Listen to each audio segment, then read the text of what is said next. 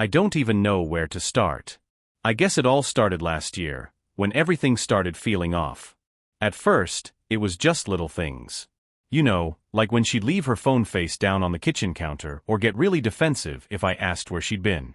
I didn't think much of it, just thought maybe I was being paranoid or overthinking.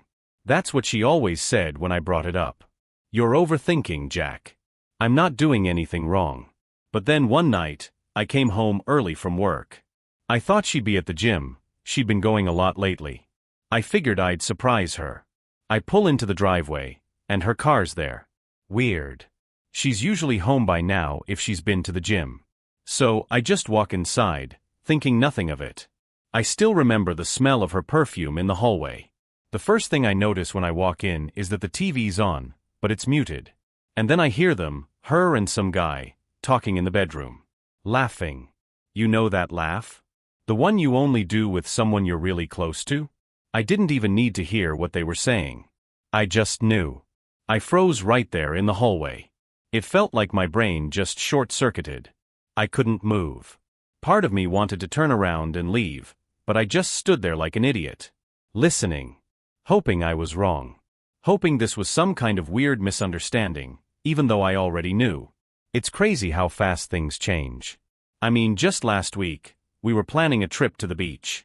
Now here I am, standing outside a door, listening to her talk to another guy like I'm some stranger. Eventually, I walked in. I think I had this weird, sick feeling in my stomach. She didn't even look surprised. She saw me and just said, "Oh, you're home early." Like that was the only thing she could come up with? I think I actually laughed a little at how weak her excuse was. And the guy? He didn't even look embarrassed. He was just sitting there on the bed, acting like it was no big deal. Maybe he didn't know who I was. Maybe he thought I was just some random guy. But I could see it in his eyes, the way he looked at her, like she was the best thing to ever happen to him. I remember the way he looked at me after I asked him what he was doing in my house. Like, what do you even say to that? It felt like someone ripped a hole in my chest. All I could do was stand there and look at her. It felt like hours, even though it was probably only a few seconds.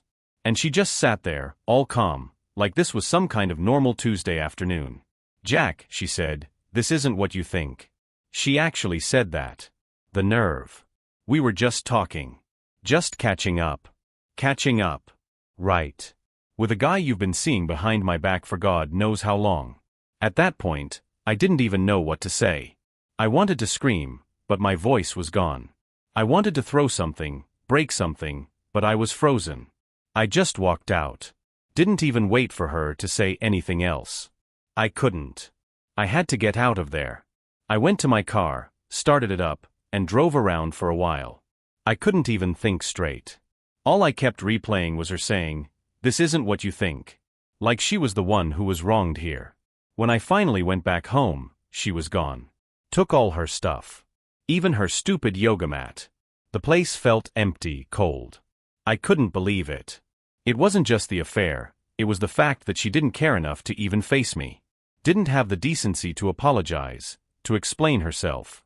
She just left. That's when I realized it wasn't just about the affair. It was everything.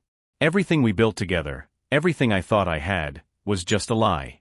And I wasn't sure who I hated more, her, or the people who let this happen. I guess I didn't really think about it at first, but the more I sat there in that empty house, the more I started to piece things together. That feeling, that gut punch that maybe everyone knew. I started asking myself, how long had this been going on? How long were people close to me sitting there, acting like everything was fine while I was being made a fool of? It wasn't like there were a ton of red flags before, but looking back now, I can't believe how blind I was. Our friends, her family, they all knew. I'd been walking around, acting like the world was normal while they were all playing this game behind my back. I'll never forget the moment it really hit me. About a week after everything blew up with her, I met up with a buddy of mine, Dave. We'd known each other since high school. He's the kind of guy you think you can trust.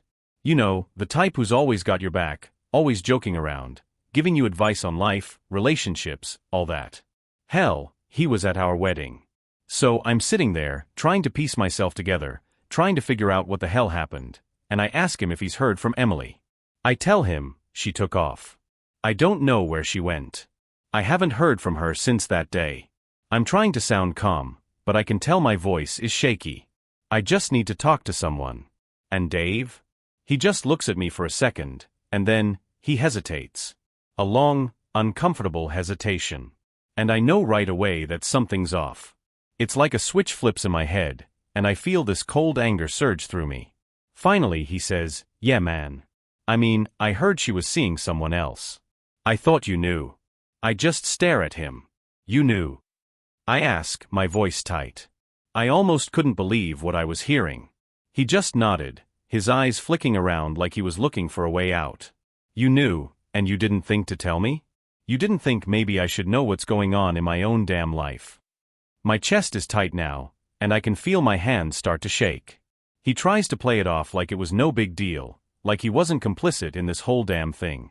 "Dude, it wasn't my place, you know," he says, shrugging, trying to play it off like it's just a casual thing. "I didn't want to get involved." She seemed happy. Happy. I snap. She was happy with him? While I'm over here getting played like a damn fool. I don't even know where the words are coming from at this point, but I can't stop them. He sits there, looking uncomfortable, like he's suddenly regretting everything. "I don't care. You knew she was cheating, Dave. You knew and didn't say a word to me." I just walk out. Can't even look at him anymore. I don't want to hear any of his half-assed excuses. I don't care what he has to say. I don't want anything to do with him anymore. I feel betrayed. But not just by Emily. I feel like I've been lied to by the people I trusted the most. I start thinking about the others, her family, our mutual friends. They must have known too. They had to. And that's what's eating me up inside. The whole time, they were sitting there, letting me play the fool. The worst part? I can't even talk to them about it. I don't know how. They all look at me like I'm the one who's crazy for even bringing it up. I keep thinking, how did I not know? How could I have been so blind? How could they all sit there, smile at me, tell me everything was fine, when they knew damn well it wasn't? And it's not just the betrayal of her. It's the betrayal of everyone around me. The people who were supposed to be my friends, my support system. They were all in on it, just letting me walk through life like a damn joke. But here's the thing, I'm done feeling like a joke. Done feeling like everyone's laughing behind my back while I'm over here, trying to keep it together. If they want to play that game, fine. But I'm not going to be the fool anymore. I started thinking, really thinking, about what I could do. What I could do to make them feel even a fraction of what I was feeling. It wasn't going to be some big dramatic move. No, I was going to get even with them, one little cut at a time. Something small enough that they wouldn't see it coming. And that's when I started plotting. I needed to start small. No grand gestures or screaming matches. It wasn't about that. I wasn't going to give her or anyone the satisfaction of seeing me lose control.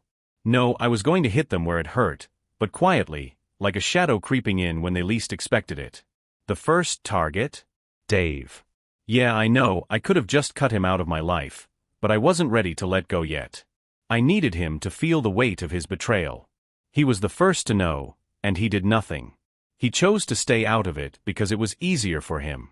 So, I figured it was time for him to experience what that kind of indifference feels like. I started small.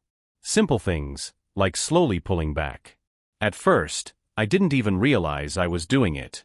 I stopped reaching out to him, stopped texting him to grab drinks or shoot the breeze. No more casual hangouts. No more letting him lean on me when he needed advice or help. And then I started taking note of the things he told me in the past. The times he bragged about how good he was at his job, how he had this great new project he was working on at work. He always liked to feel like the big shot, the one who had it all together. So, I subtly planted some seeds. One day, I bumped into an old colleague of his from work. A guy I knew from years back. I didn't know him well, but we exchanged pleasantries. I casually mentioned how Dave had been working on that big project at his company, and the guy looked at me like I was speaking in another language.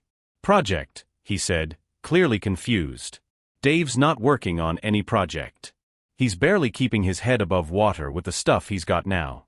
I heard he's about to get reassigned." I tried to play it cool, but inside, I was grinning. It was small, but it felt good. It was just a little lie, but it got under his skin. The next time I saw Dave, he was stressed out, talking about how his job was on the line. I just nodded, acted like I didn't know what was going on. Man, that sucks. I heard things were going great for you though. Didn't realize it was so bad, I said, not really trying to hide the fact that I was enjoying this. The look on his face. Priceless. But that wasn't enough. It was time for bigger moves. She was still out there, acting like nothing had happened. Still playing the victim. The nerve of her, after everything. And honestly, I didn't know what hurt more, her leaving or how easily she moved on without a second thought. She was already seeing the guy she was cheating on me with, living her life like nothing had changed. I had to remind her of who I was. Who we were. I started by showing up at places I knew she'd be. No, not stalking her, but I'd just coincidentally be there, like at that coffee shop we used to go to every Sunday morning. She didn't think I'd show up, not after everything, but I did. And when I walked in, she looked like she had seen a ghost.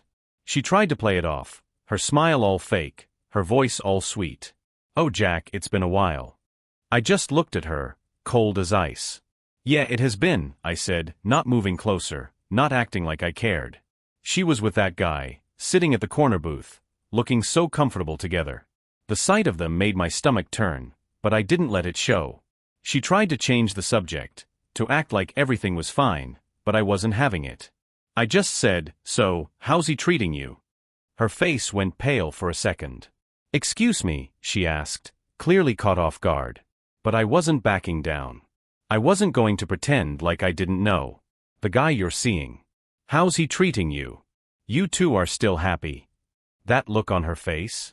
The one where she's trying to fake it, trying to act like she didn't just tear my life apart? That was the look I wanted. I wanted her to feel the weight of it. Her words stumbled out. "Jack, this isn't the time for this. You need to move on." I have moved on, Em. But I guess you're not as good at moving on as you think. I could see her eyes flick to her new guy, the one who was sitting there all smug, thinking he won. I didn't care about him. This wasn't about him. It was about her. It was about how she could treat me like nothing, like our whole life together didn't matter. And I wasn't just going to sit here and take it. She went on a tirade about how I was overreacting, but I wasn't listening anymore. I got up, said a quick goodbye, and walked out. I could feel the weight of her eyes on me as I left. And that was enough for now. She knew I wasn't playing the nice guy anymore. But this was just the beginning. I had to keep reminding her, reminding them all, that I wasn't the fool anymore. They were going to feel it, slowly, one by one. After that little coffee shop stunt, I wasn't sure what kind of reaction I was hoping for. I wasn't even sure what kind of reaction I needed. But I'd been stewing in this anger for weeks now, and I just couldn't shake it. The more I thought about it, the more I realized it wasn't just her I was pissed at, it was the whole damn family. They knew too. Her sisters, her parents, all of them. They knew she was cheating on me, and they never said a word. Not a single one of them had the decency to pull me aside and say, "Hey Jack, you should know what's really going on." No one thought I deserved to know. So yeah, I wasn't just mad at Emily anymore. I was mad at everyone who let me live this lie, pretending everything was fine when it wasn't.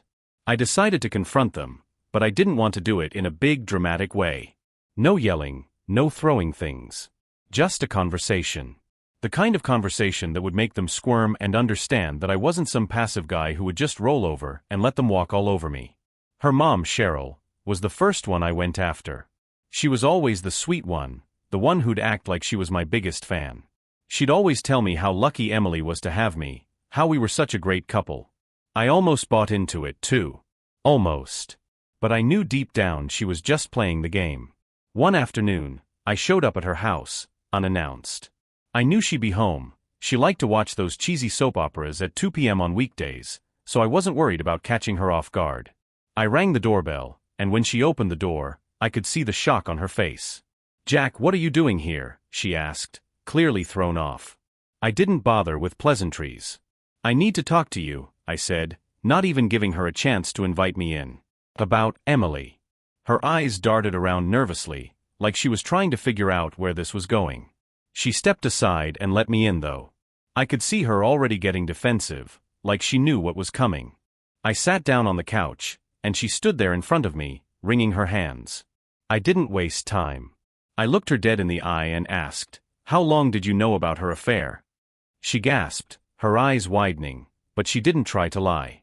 She couldn't. Not with the look I gave her. Jack, it's not what you think, she stammered. Emily's been through a lot, and I just didn't want to make things worse. She's my daughter. I thought you two would work it out. Work it out. I repeated, almost laughing, though it came out bitter. You thought I'd work it out with her while she was sleeping with someone else behind my back? Her face flushed, but she didn't argue.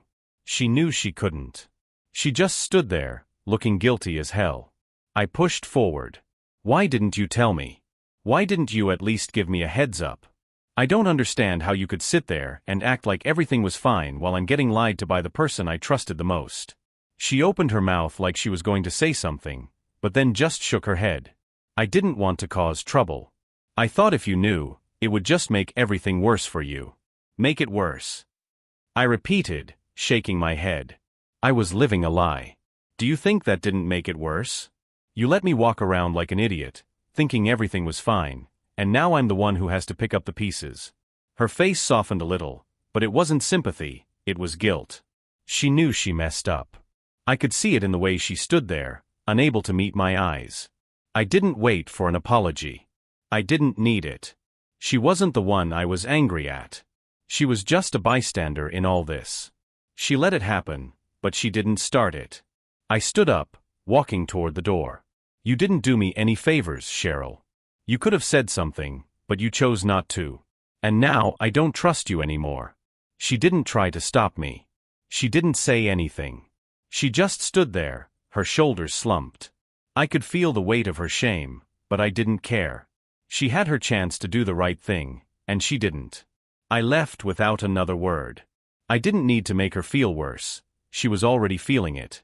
I had bigger fish to fry, and Cheryl was just the first on my list. But I knew this wasn't the last conversation I was going to have with her family. They were all going to feel the heat. They weren't going to get away with pretending like nothing happened. And the best part? I didn't have to yell or scream. I didn't have to beg for answers. I just had to show up, ask the right questions, and watch them squirm. That was enough for me. Next up, Emily's sister, Rachel. I had a feeling she knew more than she let on, and I was about to find out just how much. I knew Emily's sister Rachel would be a tougher nut to crack. Rachel had always been the good one in the family, the one who did everything right. College degree, married young, a perfect little family with the 2 kids and the nice house in the suburbs. She never really got into trouble, and she always made sure to remind everyone of how well she had her life together. She used to act like she was the model for everything Emily should be. So you can imagine how much I didn't appreciate the fact that Rachel had the nerve to act like she was just so sorry about what happened, but when I looked at her, I knew. I knew she wasn't truly sorry for me, she was sorry for herself. Sorry that this whole mess was now hitting too close to home. The perfect little family was starting to crack, and I wasn't about to let her pretend like she was innocent in all of this. The first time I saw her after everything went down, it was at a family gathering, just a small get-together at Cheryl's. I hadn't planned on going, but after the conversation with Cheryl, I felt like I needed to make a point. Rachel was there, sitting on the couch with her husband and kids, looking like she had it all together as usual. When she saw me walk in, her smile faltered for a second. She knew what was coming. I walked straight over to her, no hesitation, and dropped down in the chair next to her, real casual. I didn't even make small talk. I just said, "So, how long did you know about Emily's affair?" Her eyes widened, and she did that thing where she tried to cover it up with a laugh. You know the kind, nervous, high-pitched, trying to pass it off as a joke. "What? Jack, what are you talking about?" she asked, pretending she had no idea. But I could see it in her eyes. She wasn't fooling me. "Don't play dumb with me, Rachel. I know you knew. Cheryl knew. Everybody knew, except for me. So when exactly did you figure out that Emily was sleeping around?" She stiffened, and I could see her mouth twitch as she tried to come up with some kind of excuse. But she didn't have one. "I didn't know about it," she said, but even as she said it, I could tell she didn't believe her own words. I leaned in a little, just enough to make her feel uncomfortable. "Really? Because I remember you two having lunch together the week before everything came out. You didn't think to mention how your sister was doing behind my back." Her face went pale. She didn't know how to respond. I could see her jaw clenching. I wasn't letting her get away with it. "Look, Jack," she said, lowering her voice like she was trying to be all reasonable now. I wasn't sure what was going on. Emily said she was just going through a rough patch. She didn't tell anyone exactly what was happening. But I thought you guys would work it out. I didn't want to get involved." "Oh, of course you didn't," I said, leaning back and folding my arms. "It's easier to pretend it's not your problem. It's easier to sit on the sidelines and act like everything's fine while your sister's destroying my life. But you knew, didn't you? You just didn't care enough to do anything about it." I could see the guilt settling in on her face now, but she wasn't going to admit it. She was too proud, too wrapped up in her perfect little world to admit that she had failed me just like the rest of them. "I care, Jack," she said, her voice a little shaky. "I never wanted this to happen. You have to believe me."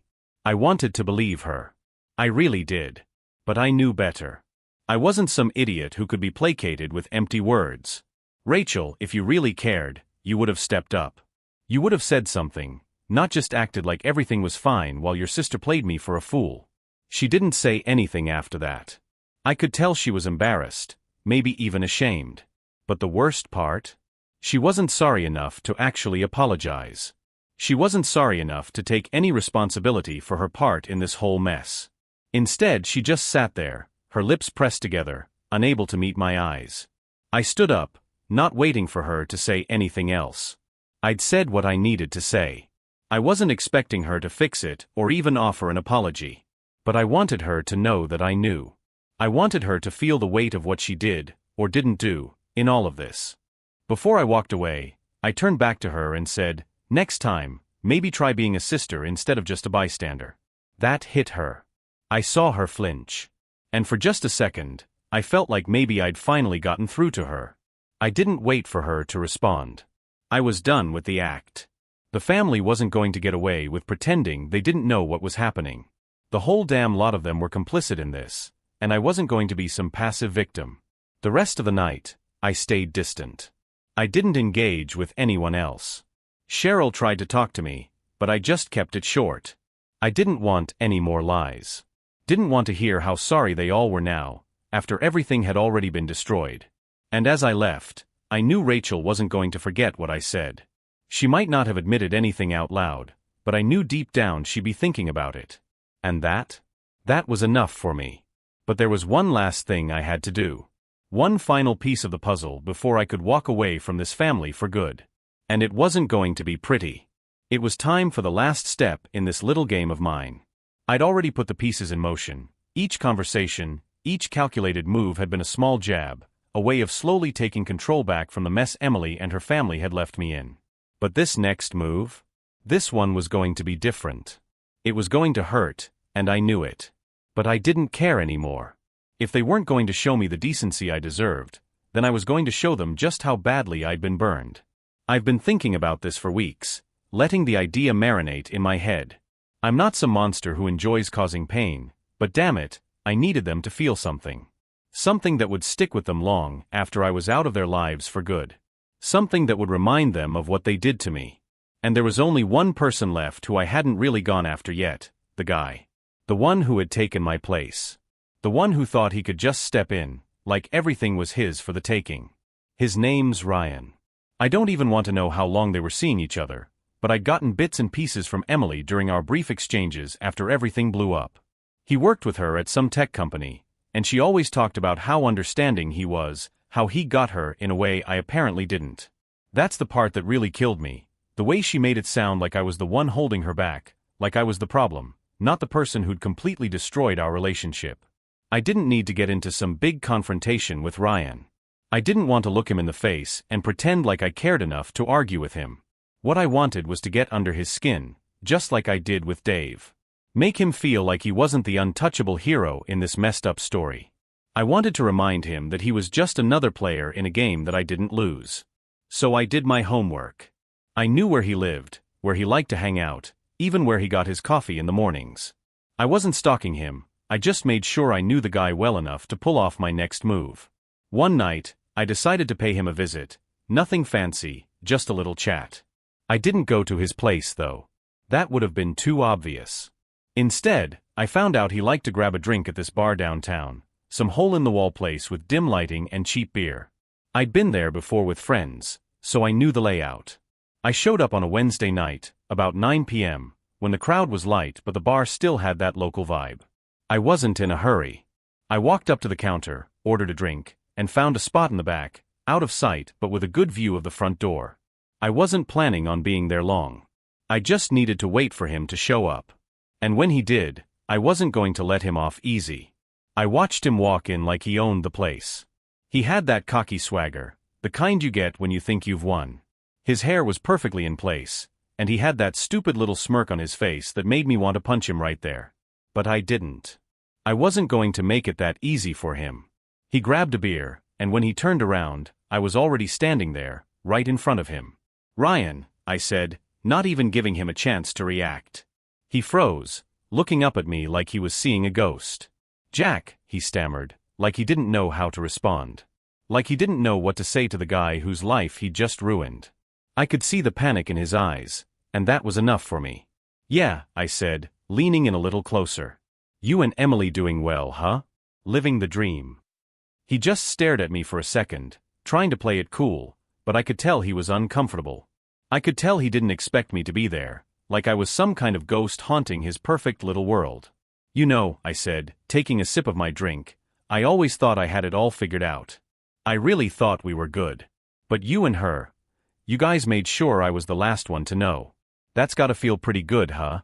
His face flushed. He tried to laugh it off, but it came out hollow. "Look, Jack, I didn't ask for this."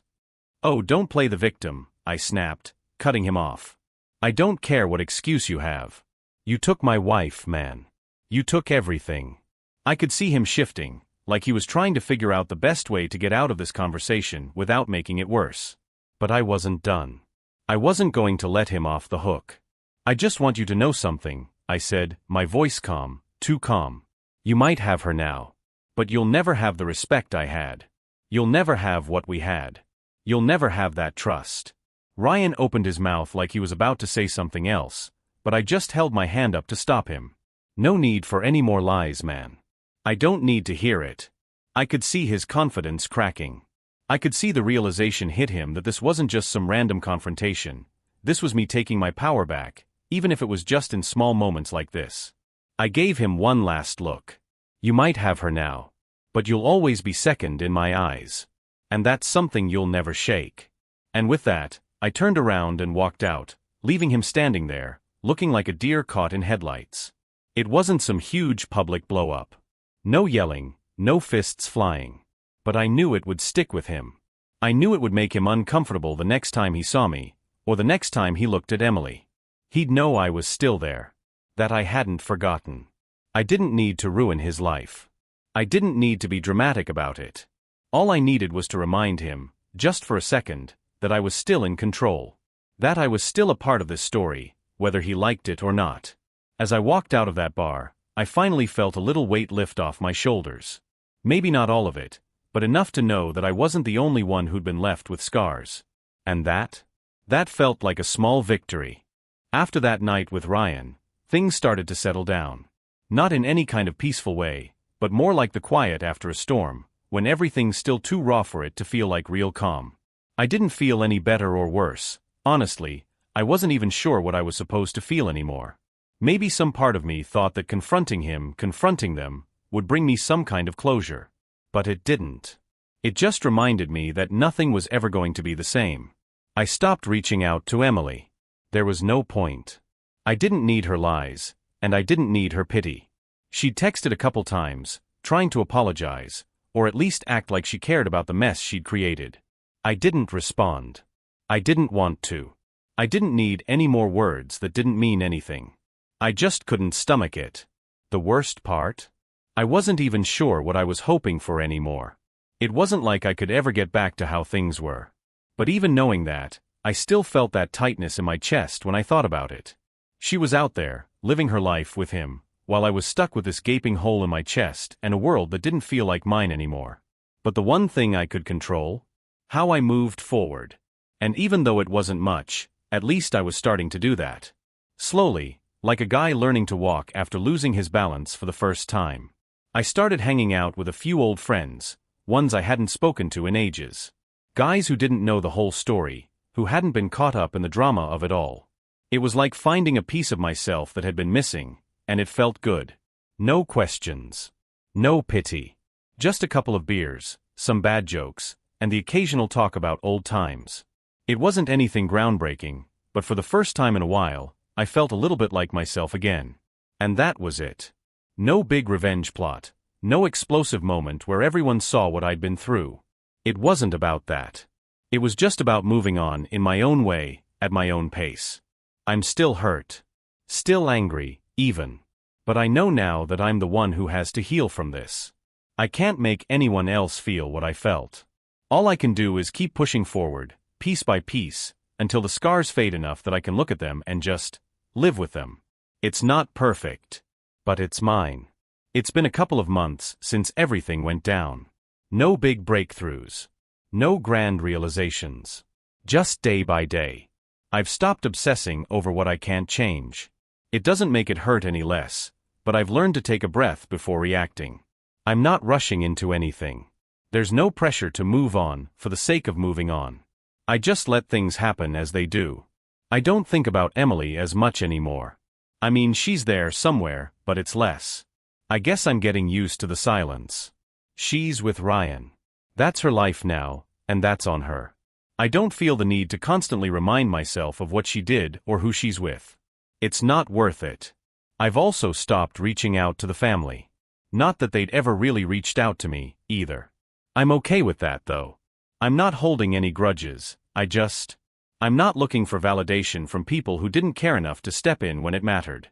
Every now and then, I'll see one of them on social media or hear about them through mutual friends, but I don't feel that same ache anymore. It's like that part of my life has faded into the background. Still there, but quieter. I guess, in a way, I'm starting to feel more like myself again. Like I'm rebuilding from the inside out. The things that used to matter, what she did, what they did, don't hit as hard anymore. I've got my own rhythm now. I'm getting by, doing things for me, without needing anyone's approval. I'm not perfect, but I'm getting there. One day at a time. And that's enough for now. I didn't expect this, but over time, I've started finding a kind of peace in the strangest places. It's not some big moment or grand gesture. It's more like this quiet, steady shift inside me, where I realize I'm not stuck in the past anymore. The other day, I ran into someone I hadn't seen in forever, Kyle, an old college buddy. We used to hang out back in the day, before everything fell apart with Emily. We grabbed a coffee, talked about work, about life. No heavy conversations. Just simple stuff. But there was something about it that felt right. Like maybe, just maybe, I was getting back to the version of me that wasn't so wrapped up in all the mess. He didn't ask about Emily, didn't ask about the divorce. He didn't need to. We just talked. And that was enough. I realized I hadn't had a conversation like that in months. One where I wasn't either trying to avoid the truth or pretending things didn't hurt. I didn't need anyone to feel sorry for me. I didn't need to explain anything. It was just nice to not be constantly reminded of everything I'd lost. It's funny how something as simple as a coffee with an old friend can feel like the first step toward putting all that broken stuff behind me. No grand closures, no big emotional moments, just little shifts. And I'm starting to think that's all the closure I need. It's not perfect, but I'm getting there. It's like a new chapter, or maybe just the beginning of learning to live with the old one. But I'm okay with that. I'm not sure when it happened, but there's been a shift. Not a big dramatic change, just this slow realization that maybe I don't need to keep fighting. I don't need to keep tearing at old wounds. It's like I'm finally starting to breathe again, after holding my breath for way too long. I ran into Emily once a couple of weeks ago. It wasn't planned, just an awkward, oh hey, you're here too moment at the grocery store. She looked different, but then again, so did I. We exchanged a couple of awkward words, but it was fine. Not the big emotional confrontation I thought I'd want. Just a moment where I realized we were both just people now. Not husband and wife, not cheaters or victims, just two people who had shared a past and were walking different paths. She didn't apologize. I didn't need her to. She's with Ryan, and I'm learning to be okay with that.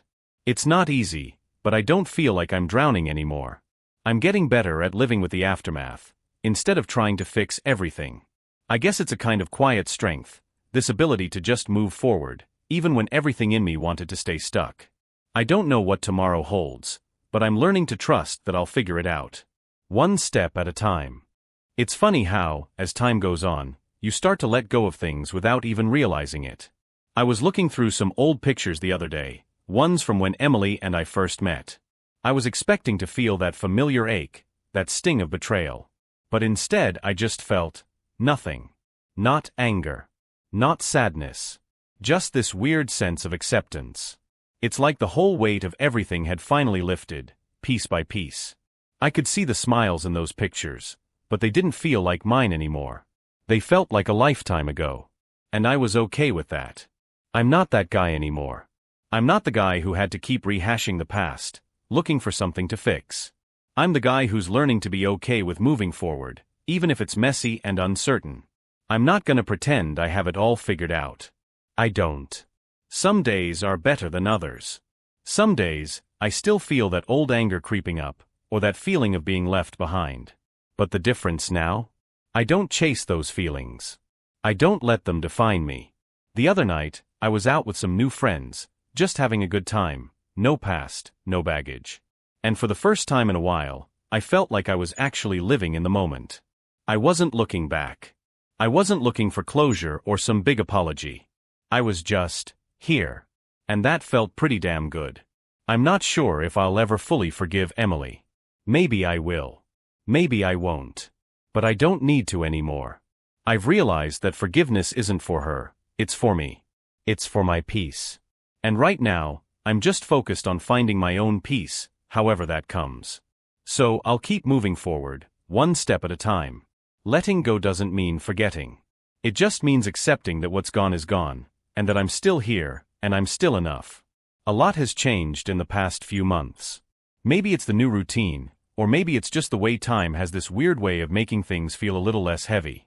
I've started picking up hobbies again, things I used to love before everything got messy. I'm not saying I've figured everything out, but these little things have helped me find a new rhythm. I started running, for one. Something simple, just a way to get my mind off things. I'd seen people post about it online, and I figured I'd give it a shot. I've never been a runner, but somehow, every time I'm out there, it feels like the world gets a little quieter. Like I can breathe a little deeper. It's been grounding, honestly. One foot in front of the other, no expectations. No one to compare myself to. Just me. And that's the part that's changed the most. I'm starting to really feel like me again. Not the guy who got cheated on. Not the guy who lost everything. Just Jack. Just a guy who's learning to figure things out, day by day. I've had more conversations with people, real ones, where I'm not hiding behind a mask of being okay or pretending like I don't feel broken. But the difference now is that I don't feel the need to justify myself anymore. I don't need anyone's approval to be who I am. And that's been a relief, honestly. I'm still not sure where all this is heading. I don't know if I'll ever be ready to trust again, or if I'll ever feel like I've fully let go of the hurt. But right now, I'm focused on what I can control. And that's me. For the first time in a long time, I feel like I'm on the right path. Maybe not the one I expected, but the one that feels like it's mine. And for now, that's enough. It's funny how you can get so used to something, to someone, that you don't even realize when it's slipping away. I've been moving forward, right? Slowly, but surely. But there are moments, late at night or when I'm alone, where it hits me. Not the anger anymore, not the pain, but just the emptiness. I've realized what I've lost in a different way now. It's not just the woman or the relationship. It's everything that came with it, the plans, the future we were supposed to build. The little things I thought we'd always have. I was driving the other day, and I passed by a park we used to go to all the time. We'd have lazy Sunday afternoons there, sitting on the grass, just talking about anything and everything. I don't know why I thought about it, but I did. And for a second, I felt that ache again, the one that makes you want to reach back and hold on to the past. But then, just like that, it faded. I think I realized in that moment that I don't need to hold on to those memories anymore. They're not who I am now. I don't know if I'm just fooling myself, but I'm starting to think that maybe letting go of all that is the only way to move forward. It's hard. It's not easy. But I don't want to keep dragging around the weight of everything I thought I lost.